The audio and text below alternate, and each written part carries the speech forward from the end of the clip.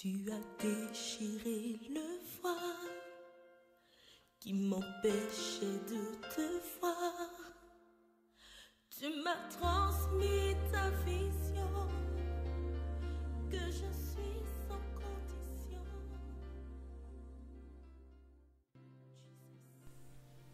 Bonjour la famille, Nora pour vous servir. Je prie que par sa grâce, Dieu fasse de nous des traîneaux aigus tout neufs, armés de pointes divines dans le nom de Jésus.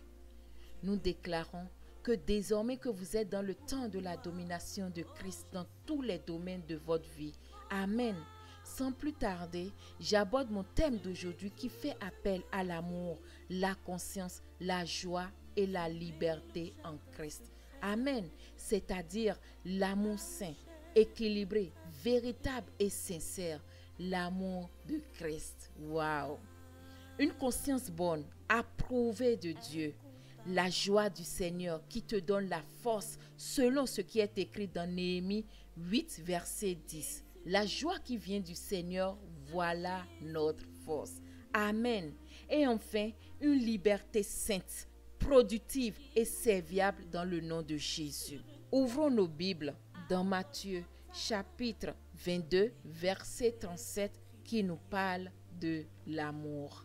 L'amour que nous devons manifester pour Dieu. Je lis la parole. Tu dois aimer le Seigneur ton Dieu de tout ton cœur, de tout ton être et de toute ton intelligence. Waouh! Père, accorde-nous la grâce d'arriver à cette dimension d'amour. Car nous savons que seulement avec cette dimension d'amour, nos vies ne seront plus les mêmes. Ma vie et ta vie passeront de l'ordinaire à l'extraordinaire dans le nom de Jésus.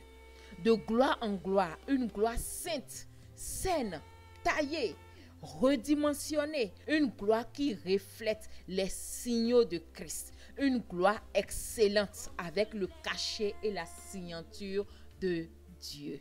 Revenons sur la conscience. Quel type de conscience nous avons?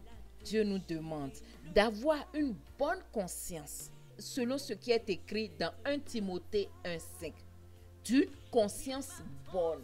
Lisons aussi la parole dans Matthieu 16, verset 26. Si une personne gagne toutes les richesses du monde, mais si elle perd sa vie, à quoi cela sert-il? Qu'est-ce qu'on peut payer en échange de la vie? Seigneur, nous reconnaissons que sans toi, notre vie n'a pas de sens. Tu es la source intarissable de nos vies, le seul, l'unique et véritable Dieu.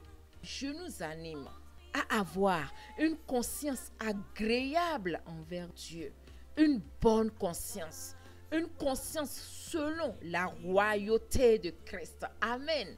Alors mon frère et ma sœur, espère en lui et il défendra ton cas. Parlons à présent de la liberté et du bonheur en Christ. Matthieu 6, verset 33. Cherchez premièrement le royaume et la justice de Dieu, et toutes ces choses vous seront données par-dessus. J'aimerais souligner quelque chose de très nutritif. Cherchez premièrement le royaume et la justice de Dieu. Amen. Si nous voulons être heureux, décidons et efforçons-nous de rendre heureux le Père. Car notre bonheur et notre liberté dépendent de la satisfaction du Père. Amen. La liberté des enfants de Dieu est une grâce. Ceux qui ont cette grâce sont réellement libres dans le Seigneur, car ils sont appelés à des libertés responsables qui amènent la personne à être consciente de son identité en Christ et de sa position dans le Seigneur. Liberté qui procure la paix. Je veux dire la paix parfaite de Christ. Liberté sainte et productive.